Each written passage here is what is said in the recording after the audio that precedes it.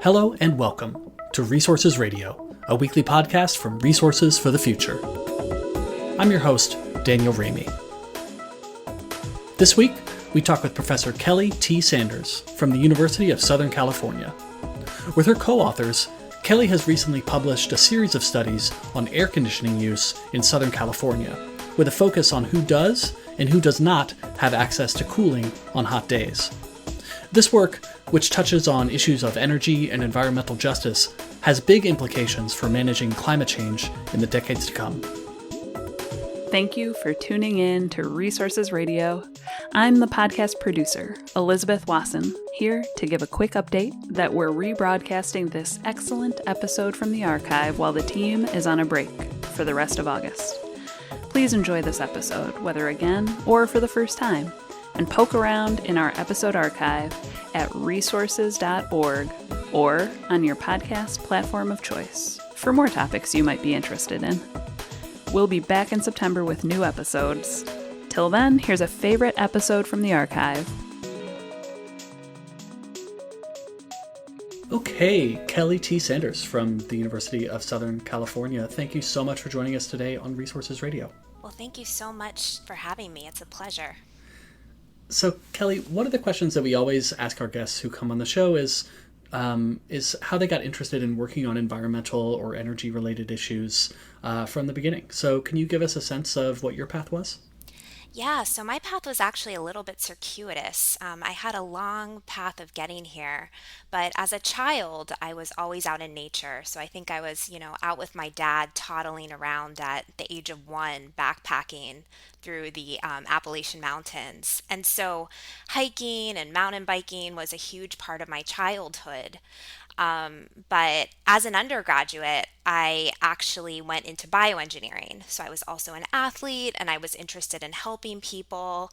And so I was really interested in the design of prosthetics to help people that have, gone through traumatic events. I was in a really bad bike crash when I was 19.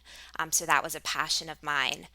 But I had this gap in between undergraduate and grad school where I actually had time to read. So I started reading about the world and I started reading about climate change and renewable energy. And I really got swept up in this conversation about sustainability. So I had what I call my first quarter life crisis. I've had a few since then. And I switched from bioengineering and I went into mechanical engineering where I studied energy systems at the University of Texas. And from that, I really just developed this huge passion for understanding how energy systems impact the environment. Yeah, fantastic. And I should mention that you've been a guest by proxy on the show before because we interviewed one of your co-authors, Emily Grubert, with whom you published a really great study about water use in the U.S. energy system. You may well have published other papers together as well, but that was the one that Emily and I talked about on the show a few months back. Yeah, she's been a fantastic collaborator. We actually spent some time at the University of Texas together, so we've actually done a pretty big body of work. So she's just a brilliant mind in the energy space. Yeah, absolutely. Well, let's talk now about our main focus of conversation today, which is a series of studies that you've published over the last several years with some co-authors that look at a variety of issues related to temperature and energy use in Southern California. And I've just found this work really fascinating. So can you give us a little bit of an overview of kind of what this work is and give us a sense of why you and your co-authors were interested in exploring it? Sure. So this is a body of work that I completed with another professor at the University of Southern California named George Van Weiss and a PhD student that we worked with together named Mo Chen, and he is just graduating. So he just defended his dissertation, which is really exciting.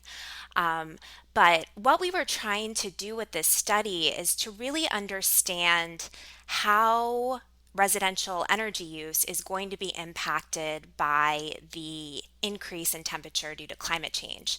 So I'm an energy analyst and George Van Weiss is a climate scientist. So we kind of put our heads together to think about this question of, how can we really understand how our energy system, and by proxy, some of the environmental impacts of that energy system, are going to be impacted by climate change.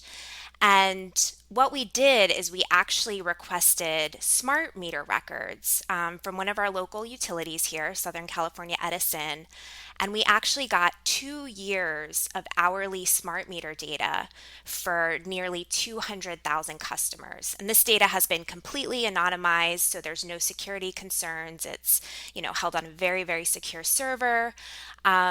But what it enabled us to do is really this study with unprecedented spatial resolution, really understanding at the household level how different households react to changes in temperature based on historical data. And so what we're trying to do moving forward is to understand how might that change in the future, because we have climate change. But we also have this thing called urban heat island, which essentially means that in cities, your built infrastructure itself can hold heat. And sometimes you have these localized heat impacts of cities themselves, which is important as we continue to urbanize. So this was a really fun collaborative study, and I think it has big implications for, what we have moving forward. Great. So thanks for that background. It's really interesting, and thinking about, not only what can we learn about the future under climate change, but learning lots of stuff about, access to energy today in the studies that you've put out. And, when I think about the concepts of energy poverty or energy access, sometimes called energy justice, the U.S. isn't always the first place that comes to mind, right? We've done shows recently on issues related to energy access in Africa, and we're doing one soon on India.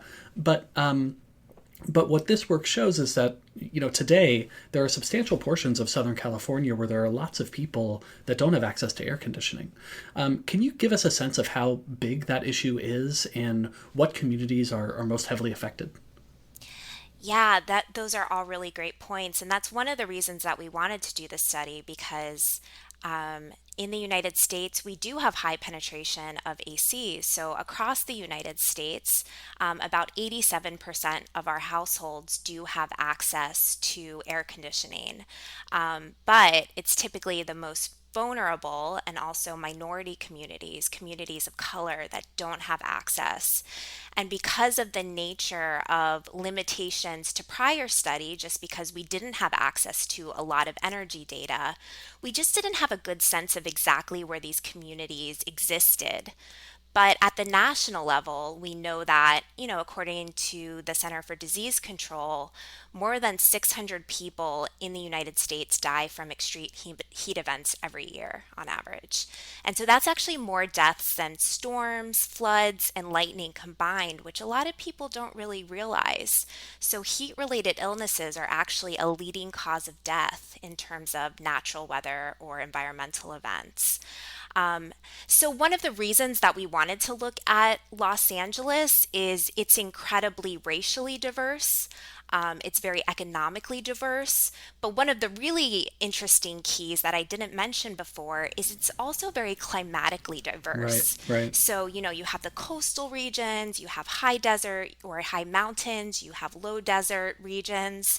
And so it really gave us this unprecedented opportunity to look at how some of these economic and social tensions also kind of conflict with some of these spatial and climatic disparities across the region. So using our methodology, we found out that about 69% of the Los Angeles region, the greater Los Angeles region that we investigated, has access to air conditioning. Now, a lot of the people that don't have access to air conditioning live on the coast, where where it's a little bit more mild. But in recent years, even in those areas, we see, large installations of air conditioning. So even here in Los Angeles, we found that there still are a lot of inland communities that deal with a lot of extreme heat events that don't have access to air conditioning. And one of the big outcomes of this study, as we kind of looked at this based on projections from the state of California about climate change, is that 30% of the census tracts that we identified as most vulnerable. So that means that they have limitations from an economic standpoint, they're poorer communities, and they also don't currently have access to air conditioning. 30% of those are going to experience as much as 32 extreme heat days per year by the end of the century. So that's a really big deal from a public policy perspective. And as you mentioned before, like the United States compared to the rest of the world is not in bad shape. 87% penetration rate is pretty high. But as you look at this more broadly, we're expecting there to be somewhere between a 2 and 3-fold increase in the number of air conditioning units that we have globally. And most of that growth is going to be in more developing countries such as China and India and Indonesia. So you have kind of this twofold tension where we have the increase in the number of units that we're going to need, but we also have this increasing intensity with which we use the units that we have. So we really have to think about that from an energy usage perspective. Right, absolutely. And you mentioned one of the key findings by the end of the century when it comes to climate change. I'm just curious, do you remember what the sort of climate scenario was that you were using to reach that finding? Yeah, so we used a reference of RCP 8.5, which is, one of the climate scenarios, which is not the most optimistic by any means, but is kind of the norm in the climate science community of investigating these types of things. So there's certainly things that we could do to offset some of those climate change impacts, and I'm sure we'll get to those later in the questions. Yeah, absolutely. And for people who want to dig deep on climate scenarios, we did an episode maybe a couple months ago with Zeke Hausfather, who's a climate scientist from the Breakthrough Institute, and we talked a lot about RCP 8.5 and other scenarios. So one other question about the way you sort of measure how households respond to heat and how they use air conditioning and consume other energy services. You use this metric called temperature sensitivity, which, if I remember correctly, measures the amount of additional electricity households use in response to changes in temperature. When we look at that measure, temperature sensitivity, what do we learn about the way that different types of households use energy in response to differences in weather? Yeah, so you described that indicators perfectly. And so what we were doing is we were quantifying this electricity temperature sensitivity. And basically what this indicator is looking at is at the household level, what is the temperature at which we see some sort of sensitivity to cooling? So, for me, I'm a person that runs pretty cold, so I might not turn on my air conditioner until it's, 90 degrees outside. Whereas another household might decide to turn on the air conditioning when it's 75 degrees. So one of the compelling parts of our methodology is we could actually create this very personalized metric for every household that we analyzed.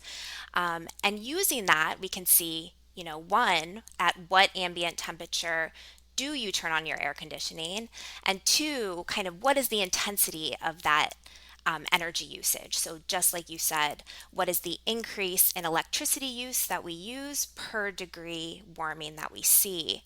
And what we found is that in climate zones where you have a higher average daily temperature, you see a lot more sensitivity to electricity, to cooling, right? So that's a pretty intuitive finding. The hotter the climate zone, the more cooling that a household would be expected to show.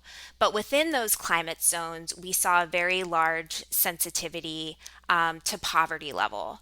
So what we did is we basically took all of the climate zones that we were analyzing, and like I said before, the beauty of analyzing Southern California is you do have this diversity of climate zones.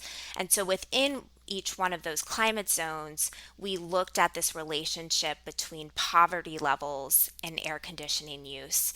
And what we found is that households in more affluent census tracts, which is, small little subdivisions of population that we analyzed, and they generally have higher electricity temperature sensitivities than those in less affluent census tracts. So, in more layman's terms, the electricity usage for more affluent households is typically more sensitive to those ambient temperature changes. And again, that's a very intuitive result, but putting some quantitative rigor we thought was really important from a policy perspective in terms of identifying the actual neighborhoods where this is, you have these concentrations of vulnerable populations. Now, one of the limitations to this study is we didn't have a lot of information about the households themselves. This is really just looking at the amount of electricity that a household uses against the temperature that was measured at that particular day or at that particular hour. Now what we're doing is we are developing more sophisticated methodologies to use machine learning techniques to really understand how things like home vintage and home size and occupancy impact some of these tensions between electricity and temperature changes. Right. That makes sense. So you can get to that more granular level of understanding how different households are responding. But you're right. That does make sense. But it's really important to sort of demonstrate it. That sort of major finding. I think sometimes, at least for some folks, there's an assumption that because electricity is relatively cheap, that turning on the AC, wouldn't be a big barrier for a lot of folks. But one of the things that comes out really clearly in this study is that when it gets hot outside, the census tracts with the higher income, they crank up the AC more. So it seems to demonstrate, to me at least, pretty compellingly that that income level does make a difference when it comes to access to actually using energy. Oh, absolutely. So Kelly, you mentioned a few minutes ago one of the estimates for the impacts of climate change by the end of the century in Los Angeles. Are there other sort of implications of climate change that you think about when you think about this work? Yeah, so I think that one of the big takeaways for me in this work is this inherent tension that we have between climate change mitigation policies. So, those are policies that try to reduce the amount of greenhouse gases that we put into the atmosphere, and then climate change adaptation policies. Those are the policies that try to help protect us from some of the worst consequences of climate change. And in some cases, those interventions or those policies might be mutually beneficial. So, a good example of that might be wind turbines. As we install more wind turbines, we are increasing renewable energy so we can offset some of our fossil fuel usage. And wind turbines also aren't sensitive to temperature like our big thermal fossil fuel power plants and nuclear power plants are. They also don't utilize water for cooling as our thermal power plants do. Our power plants actually use a lot of water for cooling. So as it gets hotter and as our water resources get more scarce, you can actually have vulnerabilities. So wind turbines and also solar panels are mitigation strategies that are also conducive to being good for adaptation. Now, one of the tensions that this study unveils is that some interventions have conflicts. So, air conditioning is one of the leading reasons that we use energy. And as I mentioned before, we're expecting our energy usage to go up quite a bit globally because of these increased needs for cooling. So it's not going to be great from a mitigation standpoint because the majority of our global energy system and our United States energy system is still dependent on fossil fuels. But at the same time, as we're showing, extreme heat events is a huge public health concern. So people need access to air conditioning. So there's this tension between what's good for adaptation might not be good for climate change mitigation. Desalination is another really good example of this. Desalinated water, taking water from the ocean, for example, and turning it into drinking water, might be really good for drought proofing our water supply. But at the same time, treating that water has an enormous energy cost. So, again, that might be good for adaptation, but not so good for mitigation. So, we really have to think holistically about these issues because sometimes the silver bullet in some communities are exactly what other communities really worry about. So I think we have to think about some of these policies that we consider a little bit more holistically so that, we don't solve one problem by creating another. Yeah, that's really well said. Well, let's think about some of those solutions now, and talk briefly about some of the policy implications of this work. We talk a lot on this podcast about climate mitigation policy and environmental policy to reduce impacts on wildlife or natural ecosystems. But are there any policies that come to your mind when you think about ways to make it easier for low-income households to pay for air conditioning or other energy services? Yeah, there are federal programs that exist to try to get people that might not have the economic resources access to cooling and also heating when it's very cold. And so the Low Income Home Energy Assistance Program is a good example of that. That's a federal program that helps low income households get access to things like weatherization. That could be things like fixing leaky doors and leaky windows, installing insulation to make their homes more energy efficient, fixing broken and inefficient furnaces and air conditionings. It can also help them pay for heating and cooling in their homes, so directly offsetting some of those energy costs and avoiding shutoffs. So that's a federal program, and it varies a little bit from state to state, as many federal programs do. There's also a weatherization assistance program, which also helps low income families reduce their energy bills. And there are also a lot of policies at the state level that try to prohibit utilities from cutting off electricity to people that can't pay their energy bills. And, I think this is a really pertinent discussion at this moment because right now we're obviously dealing with the COVID-19 crisis. And because of that, there are a lot of families that are going into this summer in a really precarious financial situation. And so, luckily, there are some federal assistance programs that are thinking about this a little bit. The state of New York has implemented some policies, but this is really something that we need to get our head wrapped around. So, the CARES Act, which is the Corona Aid Relief and Economic Security Act, implemented by the federal government, does have about $900 million in funding for home energy assistance. So that helps families with some of these challenges related to paying their energy bills. And I think at the city level, New York City has really been a leader in this. So what they've implemented is a COVID-19 heat wave plan to protect vulnerable New Yorkers. And the city is actually planning to provide tens of thousands, over 70,000 air conditioners, in fact, to low income seniors. So those are seniors that are over 60 years old. And also modify some of their cooling centers to accommodate some of these social distancing concerns to help New Yorkers be a little bit more protected from these extreme heat events that we're expecting. So this is really important for cities to start thinking about because, typically what a city will do when it's really hot in the summer is to create these public cooling centers, whether they be, public libraries and public spaces like that. in this summer going into COVID, we have this issue where, we have social distancing.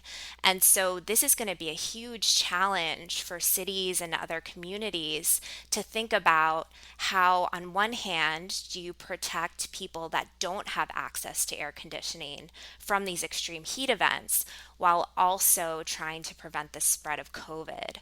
So this is really a coupled challenge that, we are seeing some response to in some regions, but it's going to be a pretty big deal as we move into, the hot months of July and August. Yeah. And what that makes me think about is the sort of overlap of demographics where the people that may need cooling centers the most, particularly if they're more elderly or are in lower income groups, might also be the same population that could be most vulnerable to COVID, as we've seen over the last few months. And so that kind of amplifies the challenge, I would think. Yeah, absolutely. So one last question before we go to our top of the stack closing question, which is just asking you to think broadly about these policy issues. And, you mentioned a couple policies that California, New York have started to implement. We talked about some federal policies. Are there other policy approaches that you think might be useful to either add to the mix or expand to try to reduce the risks of not having access to air conditioning when it's really hot outside? Yeah, well, one of the big policy pushes that I think, we just can't do enough of is energy efficiency programs. Energy efficiency programs tend to be cost beneficial and pay for themselves. And, they're good for both adaptation and they help us use less cooling or less energy for cooling. So I think as much as we can do for energy efficiency and energy efficiency codes would really behoove us. Of course, over the long term, what we really need to think about is climate change mitigation. How do we actually offset some of the worst impacts that climate change has in store for us? And those interventions are, well discussed, like increasing renewable energy and those types of programs. But again, I made this point before, but I think it's really important. We need to think about these mitigation strategies and also act, where can we get the coupled benefit of mitigation and adaptation? And so, some of the neat academic work that's going on in the realm of urbanization is thinking about, how do we actually cool down our cities? How do we actually offset some of those impacts of urban heat island? So, for example, my co-author on this study, George Van Weiss, is doing a lot of work to understand, how do you make cool cities? How do you make reflective roofs and reflective pavements that can actually reflect some of the heat such that it never enters the city or affects our body temperature? Increasing green spaces, as we increase green spaces, our city cools down, and you also get this extended benefit that plants capture CO2. So there's a lot of things that we can do to offset climate change, but also increase our own resilience to the impacts of climate change. And I think those are the policies that are really going to give us the bang for the buck. And maybe kind of a broader point is, often we look at climate change in this environmental community. So we look at it as an environmental problem or a problem for sustainability. But just like COVID-19, it's really going to challenge every element of our society. So we really have to get it out ahead of it and think about how are we going to protect our most vulnerable communities from some of the largest economic consequences of climate change? How do we protect vulnerable communities from bigger hurricanes, more wildfires, more extreme heat events? And that's probably going to take a lot more social programs. And I think that might be one of the opportunities of the moment that we're at. We're seeing this confluence of conversation at the intersection of both public health, access to healthcare, and then also racial injustice. And those are going to be two critical elements to address as we think about how climate change is going to impact our society. So I really hope that, one of the unintended benefits of 2020, for as crazy as it's been, is maybe we get some of those social policies into place so that we have more of a safety net for people as we see some of these more extreme events related to climate change.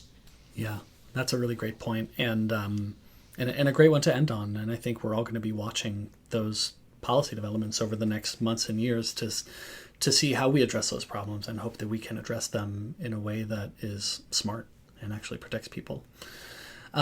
So let's go now to our final question that, again, we ask all of our guests. It's asking you what's on the top of your literal or metaphorical reading stack. So something you may have read or watched or heard recently related to this topic, or anything else really that you think is interesting and you'd recommend to our listeners. And I'll just briefly recommend a book that it's literally on the top of my literal stack on my bedside table. It's a book that I think came out a little while ago, but it's new to me. It's called These Truths.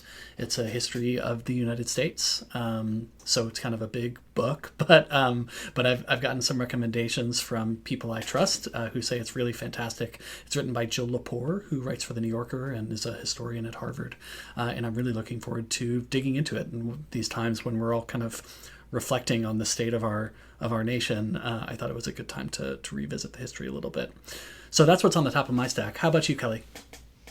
Yeah, so one of the books I really enjoyed during my quarantine is a book that was published last year by a scholar named Vaclav Smil, Oh, yeah. who is a distinguished professor emeritus at the University of Manitoba. And I mean, he's a prolific writer in the area of energy and energy history. And last year he came out with a book called Growth, From Microorganisms to Megacities. And he really grapples with this question that I think is the elephant in the room when it comes to how we deal with some of the environmental and climate change challenges that we have moving forward. And that is that we have this economic system that is kind of dependent on sustained growth over time, but we have limited resources. So he kind of steps through technological advancement throughout history, and particularly through the lens of how we've manipulated, produced, and consumed energy over time, and some of the advances that we've had when it has come to agriculture, all the way to today, discussing how artificial intelligence and some of our computational advances have scaled over time. To think about, into the future as we're dealing with urbanization and population growth and climate change, what can we expect based on looking at technological advancements of the past? How can we deal with this environmental crisis going forward when we do have these finite resources? I guess I'll say that it's not the most optimistic book I've ever read, but I do think it gives a lot of really good insights into some of the things that we need to key into as we think about solutions. Yeah, absolutely. And it's interesting, both of us are sort of thinking about big picture questions, and we're turning to the past and turning to history to help us try to make sense of it. Absolutely. So, Kelly Sanders from the University of Southern California, thank you so much again for coming on, talking to us about this fascinating work, and also thinking about policies and implications for the future. We really appreciate it. Yeah, this has been so fun. Again, thanks for having me on. You've been listening to Resources Radio, a podcast from Resources for the Future, or RFF. If you have a minute, we'd really appreciate you leaving us a rating or a comment on your podcast platform of choice.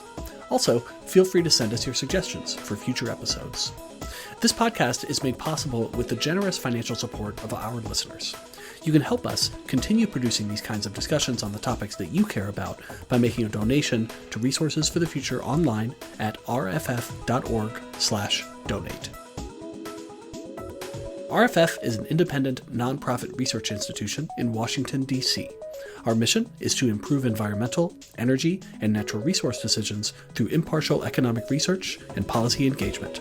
The views expressed on this podcast are solely those of the podcast guests and may differ from those of RFF experts, its officers, or its directors. RFF does not take positions on specific legislative proposals. Resources Radio is produced by Elizabeth Wasson, with music by me, Daniel Ramey. Join us next week for another episode.